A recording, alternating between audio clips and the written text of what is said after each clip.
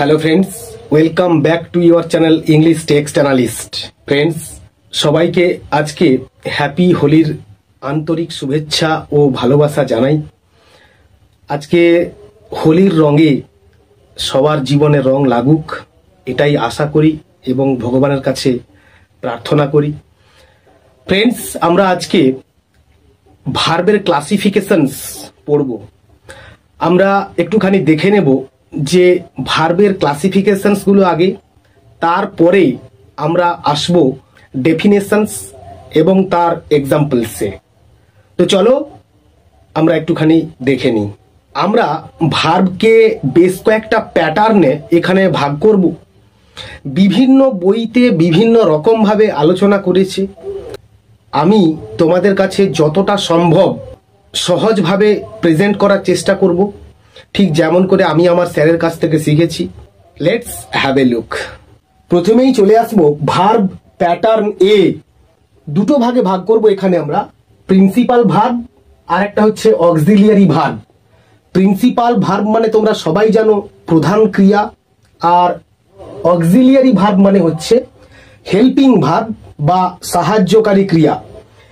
এই অক্সিলিয়ারি ভার্বকে আমরা আবার তিনটে ভাগে ভাগ করব। নাম্বার 1 প্রাইমারি, নাম্বার 2 হচ্ছে মডাল, নাম্বার 3 হচ্ছে সেমি মডাল।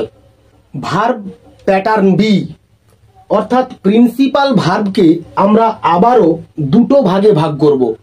একটা হচ্ছে ট্রানজিটিভ ভার্ব বা সকর্মক ক্রিয়া, আর একটা হচ্ছে ইনট্রানজিটিভ ভার্ব বা অকর্মক ক্রিয়া। এই ট্রানজিটিভ ভার্বকে আমরা আবারও দুটো ভাগে ভাগ করব। একটা হচ্ছে মনোট্রানজিটিভ আর একটা হচ্ছে ডাইট্রানজিটিভ। এই ডাইট্রানজিটিভকে আমরা আবারও দুটো ভাগে ভাগ করব। একটা হচ্ছে ডিরেক্ট অবজেক্ট অর অ্যাকিউজেটিভ, আর একটা হচ্ছে ইনডিরেক্ট অবজেক্ট অর ডেটিভ। তো নেক্সট আমরা চলে আসবো, দেখো ভার্ব প্যাটার্ন সি। দুটো ভাগে আমরা ভাগ করব। একটা হচ্ছে ফাইনাইট ভার্ব বা সমাপিকা ক্রিয়া, আর একটা হচ্ছে নন ফাইনাইট ভার্ব বা অসমাপিকা ক্রিয়া। এই নন ফাইনাইট ভার্বকে আমরা চারটে ভাগে ভাগ করব। একটা হচ্ছে ইনফিনিটিভ, একটা হচ্ছে পার্টিসিপল, নেক্সট হচ্ছে জিরান্ড, এন্ড ফাইনালি হচ্ছে ভার্বাল নাউন। ইনফিনিটিভের ক্লাসিফিকেশনে ইনফিনিটিভকে আমরা দুটো প্যাটার্নে ভাগ করব। একটা হচ্ছে প্যাটার্ন 1 আর একটা হচ্ছে প্যাটার্ন 2। প্যাটার্ন 1 এ আমরা ইনফিনিটিভকে দুটো ভাগে ভাগ করব। একটা হচ্ছে টু ইনফিনিটিভ আর একটা হচ্ছে বেয়ার ইনফিনিটিভ।